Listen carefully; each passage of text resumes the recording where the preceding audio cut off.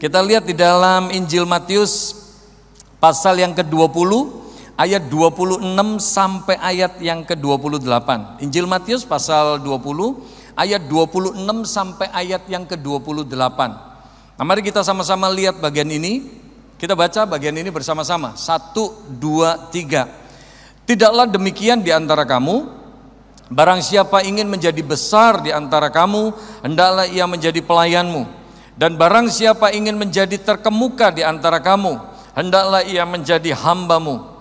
Sama seperti anak manusia datang bukan untuk dilayani, melainkan untuk melayani dan untuk memberikan nyawanya menjadi tebusan bagi banyak orang. Amin.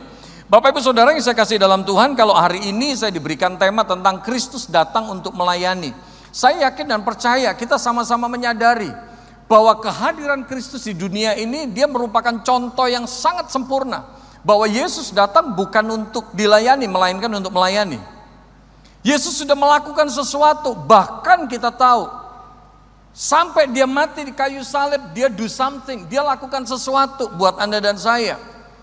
Yesus punya komitmen yang sangat kuat. Ketika ditanya sama murid-muridnya tentang makanan di dalam Injil Yohanes, Yesus mengatakan, makananku ialah melakukan kehendak Dia yang mengutus aku.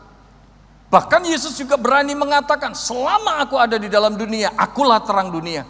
Komitmen Yesus begitu kuat Bapak Ibu Saudara, untuk menyelesaikan tugas tanggung jawabnya. Nah, saya mau di dalam kehidupan kita, jangan cukup puas kalau kita jadi orang Kristen yang sekedar tahu, oh Yesus sudah lakukan sesuatu buat aku, Yesus sudah bekerja buat aku, Yesus mati di kayu salib buat aku, Yesus mengampuni dosaku, Yesus memulihkan hidupku. Jangan cuma tahu Yesus do something buat kita, tapi harusnya pertanyaannya, apa yang kita mesti lakukan buat Tuhan?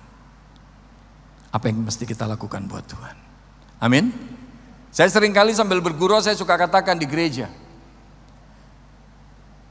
ada begitu banyak orang Kristen di dalam kehidupannya seneng banget kalau punya karunia ngangetin bangku gereja. Padahal karunia itu gak ada di Alkitab. Tapi anehnya di gereja ada banyak orang Kristen yang punya karunia ngangetin bangku gereja. Yang senyum pasti mencurigakan, kayaknya dia yang punya karunia itu. Contoh nih, kita pergi ke gereja, duduk di bangku itu sejam setengah, bangkunya hangat, pulang. Minggu depan duduk di bangku yang sama, kebaktian sejam setengah, bangkunya hangat, pulang. Tiap minggu. Ini mohon maaf ya, saya bukannya bernubuat, tapi coba lihat, Bapak Ibu datang kebaktian, duduk di bangku mana? Coba ingat, tiap minggu cenderungnya Anda duduk di bangku itu. Betul atau betul? Bener gak? Untung aja bangku itu belakangnya gak kasih nama aja, nama Anda gitu, atau dibilang my property gitu. Seringkali saya bilang, jangan cukup puas kalau kita punya karunia ngangetin bangku gereja. Bukan itu panggilan kita. Tapi mari kita lakukan sesuatu buat Tuhan, karena Yesus sudah lakukan sesuatu buat kita. Amin. Amin.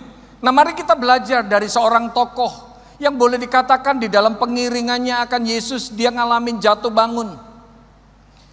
Orang yang biasa banget, seorang nelayan, tapi dipakai Tuhan luar biasa, dan komitmennya sampai akhir hidupnya dia tetap setia sama Tuhan. Nah, Bapak Ibu Saudara, mari kita belajar dari hidupnya Petrus. Hal yang pertama, coba kita lihat.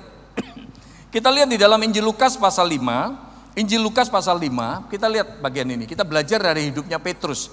Bagaimana Petrus ini seorang penjala ikan, orang yang hidupnya biasa aja. Bisa jadi Petrus ini bukan orang yang well educated begitu, tapi akhirnya dipakai Tuhan luar biasa Bapak Ibu Saudara. Petrus menjadi orang yang punya komitmen luar biasa. Apinya di dalam Tuhan itu luar biasa. Bahkan kalau Anda membaca surat Petrus itu adalah surat yang ditulis oleh Rasul Petrus waktu dia udah tua Bapak Ibu Saudara. Surat itu ditulis dengan penuh hikmat, belajar dari pengalaman hidupnya Bapak Ibu Saudara. Dan bagaimana dia mengungkapkan komitmennya, mengakui siapa Yesus. Oh, itu luar biasa banget. Nah, hal yang pertama yang kita bisa belajar dari hidupnya Petrus, kita lihat ayat 2 dan ayat 5. Ia melihat dua perahu di tepi pantai, nelayan-nelayannya telah turun dan sedang membasuh jalannya. Simon menjawab di ayat 5 itu, Guru, telah sepanjang malam kami bekerja keras dan kami tidak menangkap apa-apa. tetapi karena engkau menyuruhnya, aku akan menebarkan jala juga. Bapak Ibu sekalian, ini yang pertama. Bagian ini bicara tentang keadaan Simon. Boleh dikatakan Simon ini dalam keadaan yang gak baik. Secara emosi, secara psikologis lagi gak enak banget. Bahasa gaulnya itu bete, Bapak Ibu Saudara. Karena apa? Kerja semalaman, tebar jala sana sini, gak dapat apa-apa. Nah, saya mau katakan simpel begini. Mungkin bisa jadi ada di antara kita yang hari ini, di dalam kehidupan kita mengalami sama seperti Simon. Mungkin Anda jalankan pekerjaan, Anda jalankan usaha, mungkin Anda berkata, Pak Sam, kok kayaknya aku ngelakuin begini, gini, kok kayaknya gak ada hasil ya? Kok kayaknya pergumulanku berat banget ya? Kok kayaknya hidupku susah banget ya? Saya mau katakan simple, Tuhan gak kekurangan cara untuk tolong kita. Tuhan gak kekurangan cara untuk tolong kita. Bilang sama kanan kiri Anda, Tuhan gak kekurangan cara untuk tolong kamu. Tolong bilang kanan kiri Anda, tolong dicolek. Susah banget ya, colek. Bilang, Tuhan gak kekurangan cara untuk tolong kamu. Simon dalam kondisi yang gak baik. Simon dalam kondisi yang rasanya sebel banget. Semalaman dia kerja gak dapat apa-apa. Dan pagi itu mereka lagi beresin jalannya. Ini kondisi Simon, ini keadaan Simon. Bisa jadi hari ini kita lagi ngalamin kondisi yang seperti itu. Bapak Ibu Saudara, jangan gampang kecewa sama Tuhan. Tuhan gak kekurangan cara untuk tolong kita, amin. Tapi yang kedua, Anda lihat apa yang dilakukan Simon. Ini yang menarik. Di dalam ayat 3 itu, di dalam ayat 3 dikatakan, ia naik ke dalam salah satu perahu itu, yaitu perahu Simon, dan menyuruh dia supaya menolakkan perahunya sedikit jauh dari pantai. Lalu ia duduk dan mengajar orang banyak dari atas perahu. Bapak Ibu Saudara, bagaimana kuasa Tuhan, mukjizat Tuhan. Bahkan sampai akhirnya Simon dipakai menjadi seorang penjala manusia yang luar biasa, punya komitmen yang luar biasa. Hal yang kedua didasari oleh apa? Simon izinkan Yesus ada di dalam perahunya. Simon izinkan Yesus ada di dalam perahunya. Bapak Ibu Saudara, ngomongin lagi bete, Simon lagi bete, lagi beresin jala. Kemudian Yesus mau naik perahunya Simon. Simon cukup punya alasan untuk berkata, sorry, jangan pakai perahuku, yang lain aja. Sorry, aku lagi bete, sorry, aku lagi gak mood, aku pengen buruan pulang, lagi capek banget, semalaman kerja gak dapat apa-apa. Sorry, perahu yang lain aja pakai, jangan perahuku. Simon cukup reasonable kalau berkata seperti itu. Tapi hal itu gak dikatakan Simon. Ketika Yesus mau naik perahunya Simon gak keberatan, Bapak Ibu Saudara. Nah, pertanyaannya di dalam kehidupan kita, ketika Yesus mau masuk di dalam perahu kehidupanmu, adakah engkau mengizinkan itu? Gak sedikit hidupnya orang Kristen gak pernah kasih izin untuk Tuhan ada di dalam perahu kehidupannya. Seringkali kita jalanin hidup ini, kita jalanin dengan kekuatan kita sendiri. Seringkali ketika Tuhan mau masuk dalam perahu rumah tangga kita nggak pernah izinin. Makanya saya kalau khotbah di pasutri, saya suka katakan, coba tanya setiap pasutri, siapa yang pasutri tiap hari suami istri doa bareng? Nggak banyak, Bapak Ibu Saudara. Nggak banyak. Izinkan Yesus ada di dalam perahu rumah tanggamu. Seberat apapun masalah yang kau hadapi, ketika Yesus ada di dalam perahu rumah tanggamu, engkau nggak perlu takut. Tuhan tidak pernah kekurangan cara untuk tolong. Amin. Amin. Adakah kita izinkan Yesus ada di dalam perahu bisnis kita, di dalam perahu pekerjaan kita? Saya kalau khotbah di kantor, saya khotbah di perusahaan, saya sering kali katakan, berapa banyak ketika kita mau deal bisnis sama orang lain, kita bawa dulu di dalam doa, kita serahin sama Tuhan. Berapa banyak anak-anak Tuhan ketika pagi mau memulai bekerja, dia berdoa dulu, serahkan sama Tuhan. Kadang-kadang kita deal bisnis, kita cuma ngitung nurut logika kita, cuannya berapa gede. Kita itu cuma strategi kita. Bapak Ibu Saudara, tolong ingat sumber berkat itu Tuhan. Sumber berkat itu Tuhan. Kita jalanin hidup ini sebenarnya gak bisa kita sombong. Tolong ingat, Tuhan segala-galanya. Amin. Amin. Oleh sebab itu perlu kita libatkan Tuhan, izinkan Tuhan ada di dalam perahu kehidupan kita. Saya bicara begini bukan berarti saya nggak punya masalah, saya pun juga punya masalah. Saya mesti naik mimbar dengan tongkat, dengan deker yang seperti ini, saya pun juga ngalamin masalah, ngalamin pergumulan. Tapi kalau kita melihat lagi, saya sama istri saya ketika lihat lagi di tengah semua badai yang kita hadapi, kita gak pernah berantem. Bukan karena kita kuat, tapi kita selalu ngelibatin Tuhan. Libatin Tuhan. Tiap hari belajar untuk berserah. Izinkan Yesus ada di dalam perahu kehidupan kita. Itu sumber segala kekuatan dalam hidup kita. Amin. Bilang sama kanan kiri Anda, jangan amin-amin doang. Siapa tahu sebelah Anda itu amin-amin doang. Nah, Anda lihat, ketika Yesus diizinkan di dalam perahunya Simon, apa yang kemudian Yesus lakukan? Coba kita lihat. Nah, ini. Di dalam ayat 4 dan ayat 5 itu, di situ dikatakan, setelah selesai berbicara, ia berkata kepada Simon, bertolaklah ke tempat yang dalam dan tebarkanlah jalamu untuk menangkap ikan. Simon menjawab, Guru, telah sepanjang malam kami bekerja keras dan kami tidak menangkap apa-apa. Tetapi karena Engkau menyuruhnya, aku akan menebarkan jala juga. Ayat ini menarik Bapak Ibu Saudara. Ketika Yesus naik perahu Simon, kemudian Yesus memerintahkan Simon, Simon tolong ketengahin dikit. Ketika perahunya Simon sedikit diketengahin, Yesus mengajar orang banyak. Bla bla bla bla bla bla bla bla. Setelah selesai mengajar, kemudian apa? Yesus bilang lagi sama Simon, Simon, tolong ketengahin lagi. Tebarkan jalamu. Ayat 5, ini menarik sekali. Saya bisa bagi dua ini. Bagian yang pertama di ayat 5 itu adalah logika Simon. Bagian yang kedua adalah imannya Simon. Logika Simon berkata, Guru, sepanjang malam kami bekerja keras, gak dapat apa-apa. Itu logikanya Simon, itu pengalaman hidupnya Simon, itu fakta yang Simon lihat sepanjang malam.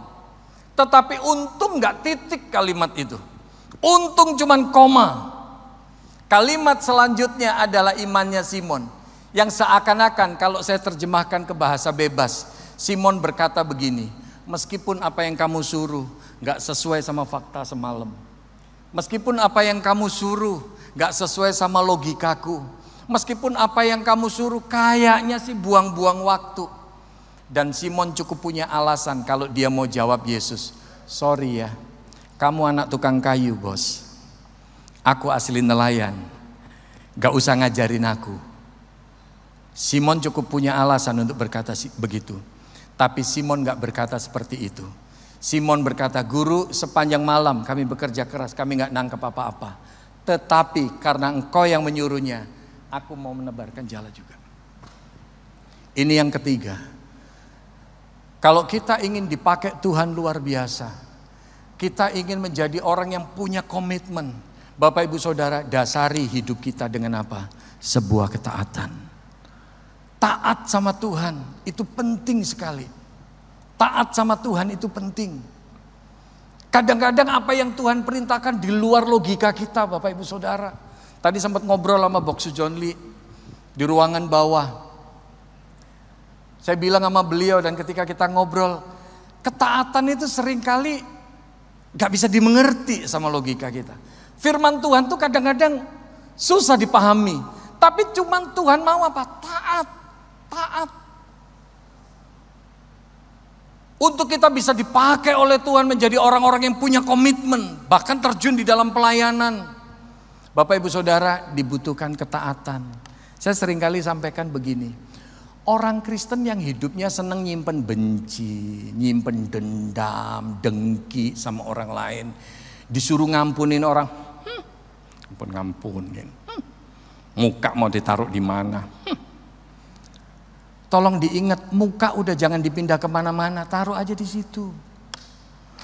Orang Kristen yang seringkali nyimpen benci, dendam, dengki, gak bisa ngampunin orang, bukannya orang Kristen yang gak tahu firman Tuhan harus mengampuni, harus mengasihi. Mereka tahu, tapi masalahnya cuma satu, kita ini gak mau taat. Kita terlalu keras hati. Bahasa Ibraninya itu nabal. Nabal itu bebal itu loh. Kalau di Alkitab bahasa Indonesia diterjemahkan tegar tengkuk. Auban itu loh. Tolong tengok kanan kiri Anda, kayak elo. Bilang sama kanan kiri Anda. Siapa tahu sebelah Anda diem lu, gue kena nih. Seringkali hidup kita ini nggak bisa dipakai sama Tuhan, bukan Tuhan nggak mau pakai kita, tapi kita seringkali terlalu apa? Keras hati, kita nggak mau taat. Tuhan membutuhkan taat.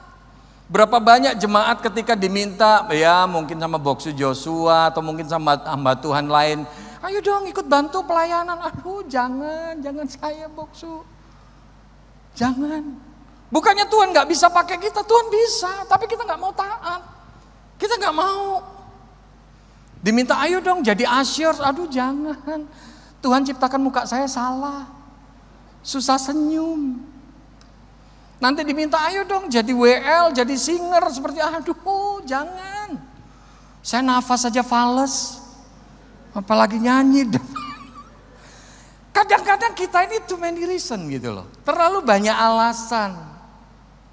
Tapi kayaknya jemaat di GMI Immanuel enggak ya Boksu ya. Dari wajah-wajahnya kayaknya lebih lagi yang di ibadah 2, enggak ada yang ngaku, itu masalahnya kan. Saudara, dibutuhkan ketaatan, taat. Amin. Dan dari hasil ketaatan Anda lihat nih yang keempat. Coba kita lihat ayat 6. Dan setelah mereka melakukannya, mereka menangkap sejumlah besar ikan, sehingga jala mereka mulai koyak. Ini yang keempat. Saudara tolong diingat, jangan remehkan masalah ketaatan. Karena apa? Ketaatan itu mendatangkan berkat dan mukjizat, saudara. Ketaatan itu mendatangkan berkat dan mukjizat. Ini kembali lagi, saya perlu jelaskan, kalau saya ngomongin berkat, mukjizat bukan berarti saya setuju dengan teologi kemakmuran, saudara. Jangan sampai salah arti. Saya bicara berkat di sini bukan berarti langsung, waduh ngomongin berkat berarti Pak Sam ini teologi kemakmuran. No, bukan itu maksud saya. Kalau teologi kemakmuran selalu ditekankan, kamu anak Tuhan, kamu berhak klaim. Kamu anak Tuhan, kamu pasti sukses. Kamu anak Tuhan pasti makmur, pasti begini. Karena statusnya anak Tuhan. Saya seringkali kalau khotbah saya suka bilang, lo jangan sembarangan klaim seenaknya. Tolong ingat, firman Tuhan bilang apa? Kalau kamu tinggal dalam aku dan firmanku tinggal dalam kamu. Kalimat selanjutnya apa? Mintalah apa aja dan kamu akan menerima.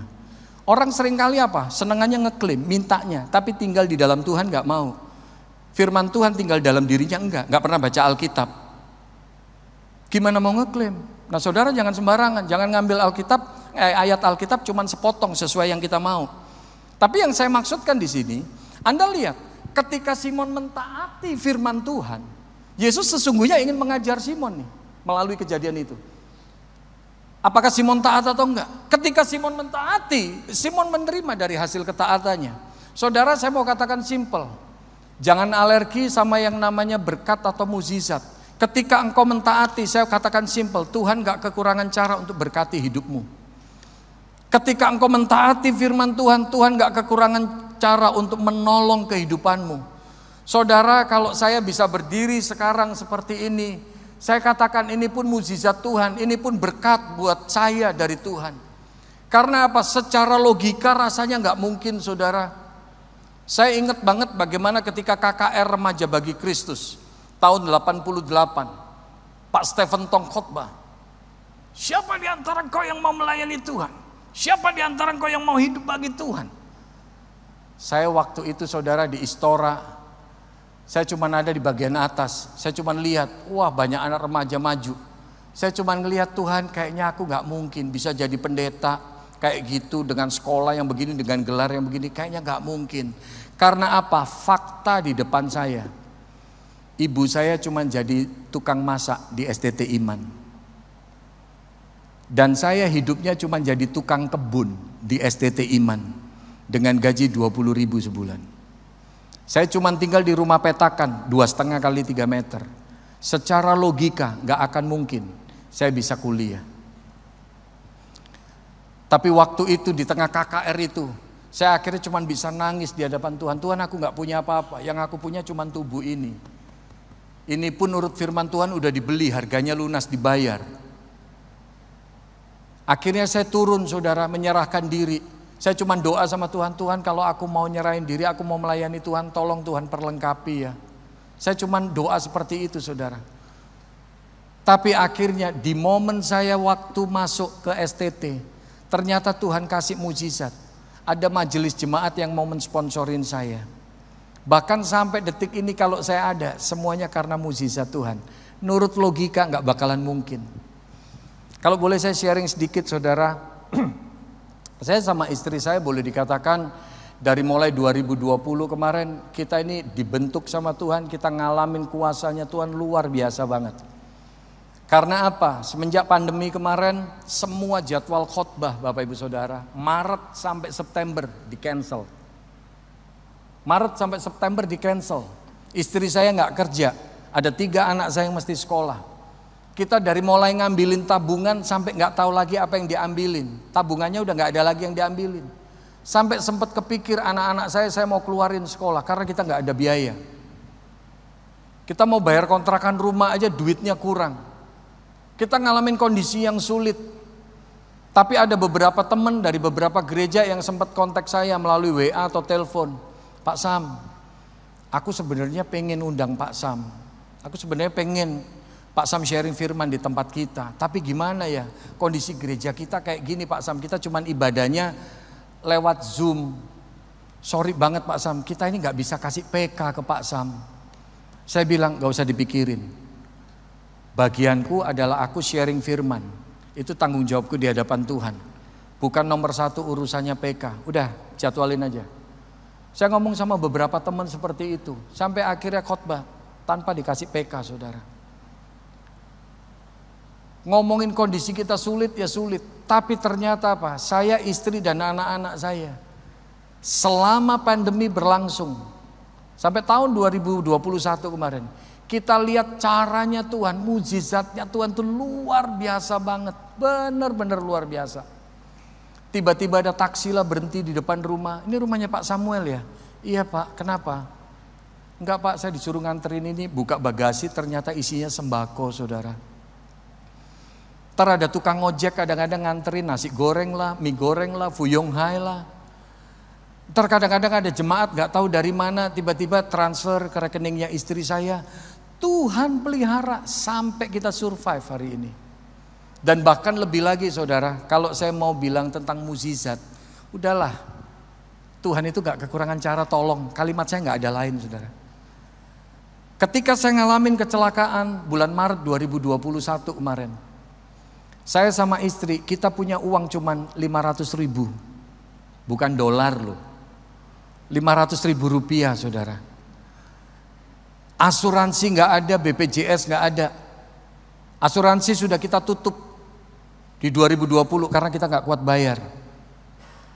Bayar BPJS 100 ribu sebulan per orang, kita gak mampu saudara. Karena kita 5 orang, 500 ribu. Daripada bayar BPJS mending buat makan. Kondisi kita sulit banget. Sulit banget. Tapi rupanya apa? Ketika saya ngalamin kecelakaan gitu, mustahil untuk bisa operasi saudara. Dibawa ke Eka Hospital, di rongsen tulang kering saya patah. Yang bayar rongsen aja adik ipar saya. Dan rupanya apa? Saya bertahan di rumah. Karena apa? Dibilang biaya operasi estimasinya 30-40 juta. Saya cuma bertahan di rumah. 3 hari bertahan di rumah, ternyata di kulit saya di bagian betis. Itu jaringan kulitnya rusak saudara, karena bengkak banget. Sampai akhirnya ada teman saya datang bilang, Pak Sam kalau dibiarin begini terus, ini bakalan diamputasi. Udah, bawa aja ke rumah sakit. Dia yang bantuin 15 juta. Masuk rumah sakit. Dan rupanya saudara 3 hari kemudian suster datang. Pak, gulanya Bapak sudah turun. Bapak hari Senin bisa operasi. Total biayanya 57,5. 30 biaya operasi, 27,5 pen. Bapak mesti deposit 50 juta. Saya sama istri bingung. Ini duit dari mana? Ngomong sama Mas Ivan kan gak enak, orang dia udah bantuin 15 juta. Saya bilang sama istri saya, coba cek deh di ATM, ada duit berapa. Ntar kalau mau cari pinjaman ya cari pinjaman deh, gak tahu kemana. Rupanya ketika istri saya ngecek di ATM saudara, ajaibnya Tuhan kita, 50 juta itu Tuhan sediain. 50 juta Tuhan sediain. Kita bayarin hari Sabtu itu. Hari Senin kita operasi, saya operasi. Senin operasi, rupanya hari Kemisnya kita mau pulang. Istri saya ke kasir, ditanya kekurangannya berapa. Dibilang, Bu, kekurangan biayanya untuk Pak Samuel 17 juta. Tapi ibu ada kelebihan pembayaran. Istri saya kaget lagi. Kok kelebihan pembayaran? Dari mana? Ternyata Pak, ada satu anak Tuhan yang saya nggak tahu beliau itu siapa. Langsung transfer ke rekeningnya Rumah Sakit Husada. Untuk biaya pengobatan pasien bernama Samuel. Ruangannya ini, bednya nomor sekian. Detil, saudara. Hebat. Tuhan itu hebat. Tuhan itu hebat. Saya nggak tahu siapa beliau itu. Baru beberapa hari kemudian saya akhirnya tahu. Saudara, ketika operasi yang kedua ambil pen April 2022. Ternyata apa? Dengan biaya 45 juta Tuhan cover semuanya. Melalui anak-anak Tuhan sana sini. Dan hal yang lucu lagi saudara, yang benar-benar terheran-heran saya. Dokter waktu itu bilang, Pak Sam, lututnya Pak Sam ini tempurungnya ambles, miring. Ini mesti diimplan. Saya tanya, berapa biayanya dok? Ya sediainlah kira-kira 120 juta. Kita bingung saudara, duit 120 juta dari mana? Kita ngerasa gak mampu, kita gak ada dana. Rupanya waktu saya khotbah di Pluit, ada satu jemaat yang bilang, Pak kalau mau datang ke Hermina Kemayoran aja. Ada satu dokter ortopedi yang bagus. Dan bisa pakai BPJS. Akhirnya saya ketemu dokter, konsultasi sama dokter ini. Kemudian, dok kalau operasi ini bisa gak pakai BPJS? Bisa. Bapak sudah punya BPJS? Belum. Dan dokternya baik, dibilang, udah Bapak daftar dulu BPJS deh. Ntar bulan depan ketemu sama saya. Akhirnya diteropong dan dokternya bilang, betul Pak, posisinya tempurungnya Bapak miring, mesti implan. Kemudian dibilang, kalau mau implan jangan yang full cover BPJS karena itu produknya China atau India. Saya mikir, loh kenapa kok produknya India nggak boleh? Apa takutnya kalau berdiri di jembatan tiba-tiba goyang sendiri gitu saudara? Saya mikirnya begitu. Tapi rupanya dokter bilang, Pak kalau yang pakai produk India atau China fleksibilitasnya kurang. Kalau mau upgrade pakai produk Amerika. Saya tanya, nambahnya berapa dok? Upgrade nambahnya 40 juta. Saya sama istri udah sempat berpikir, pinjem uang mertua 50 juta. 40 buat bayar, 10 juta buat pegangan. Tapi saya mau katakan simple siang hari ini. Tanpa saya duga, hari itu benar-benar kaget saya sama istri. Karena apa? Ada satu anak Tuhan yang transfer 50 juta saudara. Tuhan sediain. Sorry saya bicara bukan mau ngomongin duitnya. Duitnya itu terlalu kecil buat Tuhan. Tapi lihat caranya.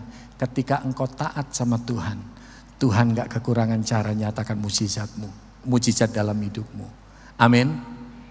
Amin, itu penting saudara. Jangan remehkan ketaatan. Elia ketika dibilang sama Tuhan, pergi ke tepi sungai Kerit. Kamu bisa minum dari air sungai itu, aku perintahkan burung gagak untuk ngurusin kamu. Burung gagak ngurusin manusia, sampai kapanpun gak masuk logika. Kalau Elia gak pernah taat, pergi ke tepi sungai Kerit, Elia gak pernah lihat mukjizat saudara. Tapi waktu Elia taat, Elia melihat mukjizat dinyatakan. Janda di Sarfat, janda yang sudah putus asa, hopeless banget. Janda ini mengatakan, aku cuma mau cari 2-3 potong ranting untuk aku olah buat roti buat aku sama anakku, habis itu finish. Tapi Elia katakan, Elia menyampaikan firman Tuhan, sebelum kamu bikin buat kamu sama anakmu, kasih dulu buat aku roti bundar kecil. Bahasa gaulnya roti unyil. Kayaknya roti unyil di Bogor itu inspirasinya dari kitab 1 Raja-Raja itu saudara. Bener gak? Kasih buat aku roti bundar kecil. Dan rupanya apa? Janda ini taat kasih roti bundar kecil. Dan firman Tuhan mengatakan jelas. Sampai Tuhan turunin hujan. Tepung dalam genggaman janda ini. Minyak dalam buli-bulinya. Gak habis. Gak habis. Gak habis saudara. Amin. Penting untuk kita hidup taat. Tapi yang kelima coba kita lihat. Masih kuat? Kalau nggak kuat kita tutup dalam doa saudara. Oh yang pincang sambil berdiri aja kuat, masa yang duduk nggak kuat saudara. Ya, yang kelima kita lihat. Ini hasil yang lain lagi saudara. Kita lihat. Makanya kenapa Petrus itu sampai akhirnya jadi pribadi yang all out banget sama Tuhan. Ini loh kita lihat. Ketika Simon Petrus melihat hal itu, ia pun tersungkur di depan Yesus dan berkata, Tuhan, pergilah daripadaku, karena aku ini seorang berdosa. Sebab ia dan semua orang yang bersama-sama dengan dia takjub oleh karena banyaknya ikan yang mereka tangkap. Ini yang kelima. Ketaatan itu membawa pengenalan yang lebih lagi kepada Tuhan. Amin. Anda kalau membaca di dalam ayat 5, Petrus tadinya memanggil Yesus itu cuma dengan sebutan guru. Petrus cuma taunya Yesus sebagai guru yang mengajar orang banyak. Tetapi di dalam bagian ini Petrus memanggil Yesus dengan sebutan Tuhan. Beda saudara. Beda. Pengenalan Petrus kepada Yesus beda. Petrus akhirnya menyadari bahwa apa yang Yesus sampaikan bukan sekedar perkataan, tapi apa yang Yesus sampaikan ada kuasa di dalamnya. Petrus akhirnya mengenal pribadi Yesus bukan sembarangan. Disitulah hatinya Petrus dijamah sama Tuhan. Makanya ini seringkali saya bilang di gereja. Dalam hidup kita itu jangan cuma sekedar jadi Kristen saudara. Tapi kita perlu hati pikiran kita, jiwa kita itu dijamah sama Tuhan. Orang Kristen kalau gak pernah ngalamin dijamah sama Tuhan jangan kaget. Udah jadi Kristen sih, bisa jadi udah dibaptis sih.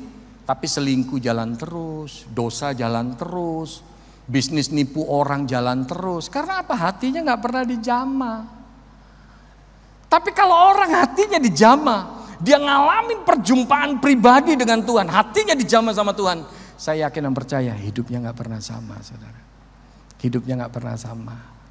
Makanya buat saya aneh kalau ada orang Kristen di dalam hidupnya tiap minggu ibadah, tapi ternyata apa? Udah tahu itu dosa dijalanin terus. Udah tahu itu suami orang masih dinyanyiin. Jadikan aku yang kedua, ya Tuhan. Udah tahu itu istri orang sikat terus. Saya sering kali katakan, saya gak kaget kalau orang Kristen di gereja kelihatan rohani banget. Tapi gimana kehidupan kita sehari-hari? Miliki hati yang dijamah oleh Tuhan. Miliki perjumpaan pribadi dengan Tuhan. Karena apa? Orang yang ngalamin perjumpaan pribadi, hidupnya gak pernah sama. Petrus, hidupnya gak pernah sama. Meskipun dalam pengiringannya kepada Yesus, Petrus ngalamin jatuh bangun. Paulus hidupnya gak pernah sama. Karena ngalamin perjumpaan pribadi dengan Tuhan.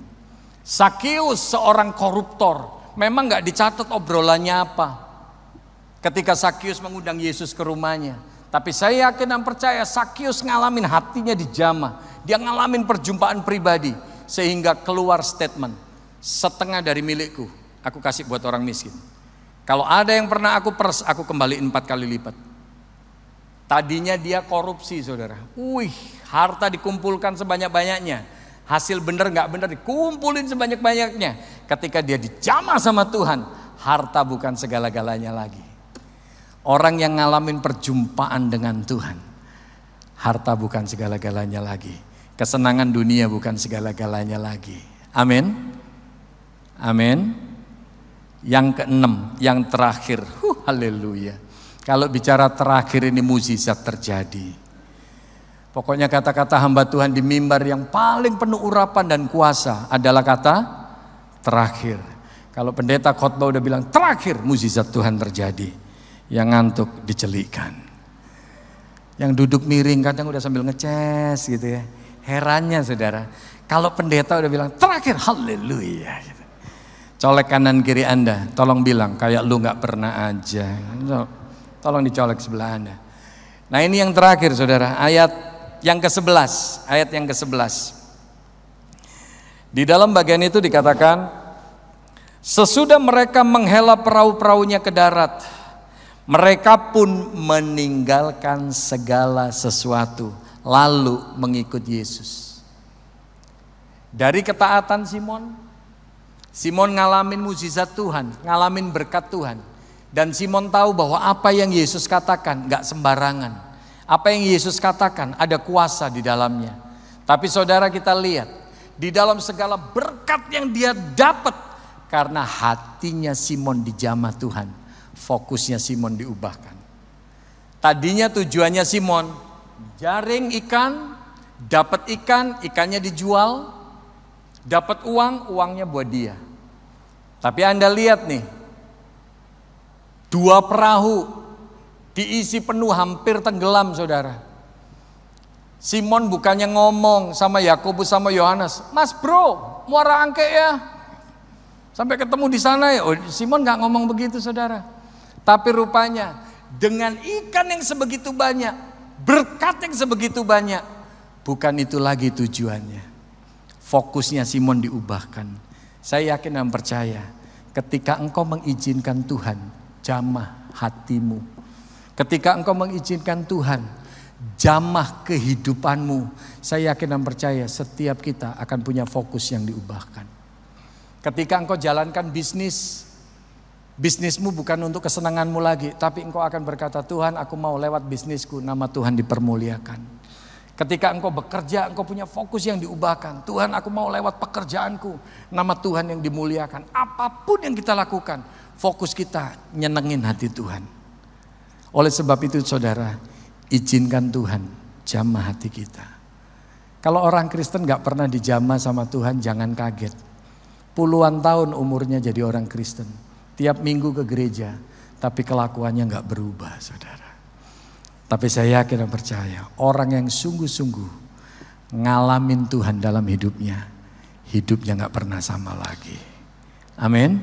Biarlah beberapa hal ini boleh jadi berkat buat kita, sehingga setiap kita yang ada di sini, kita boleh menjadi pribadi-pribadi yang punya antusias di dalam Tuhan. Antusias untuk belajar membalas kebaikan Tuhan. Jangan cuma cukup tahu, Yesus sudah lakukan sesuatu buat aku. Tapi mari kita tanya, apa yang aku perlu lakukan buat Tuhan? Amin. Yuk tundukkan kepala, kita masuk dalam doa. Kami bersyukur Tuhan kalau kami boleh merenungkan kebenaran firman-Mu. Suara hamba-Mu terbatas, bahkan cara hamba-Mu menguraikan firman-Mu begitu terbatas. Tapi biarlah kebenaran firman-Mu ini menjadi rema, menjadi berkat kekuatan. Dan biarlah Tuhan kami menjadi pribadi-pribadi seperti Simon, mengizinkan Engkau hadir di dalam perahu kehidupan kami. Mengizinkan Kau hadir dalam perahu rumah tangga, perahu usaha maupun perahu pekerjaan kami. Dan biarlah Tuhan Engkau menjamah setiap kami, mengubahkan hidup kami. Sehingga fokus kami pun boleh diubahkan. Fokus kami bukan pada kesenangan-kesenangan dunia, kepentingan-kepentingan di dunia ini. Tapi fokus kami satu. Kami mau hidup menyenangkan hati-Mu dan mempermuliakan nama-Mu. Dan kami mau setia melayani-Mu ya Tuhan. Inilah doa kerinduan kami ya Bapa. Dalam nama Tuhan Yesus kami berdoa. Amin. Tuhan berkati.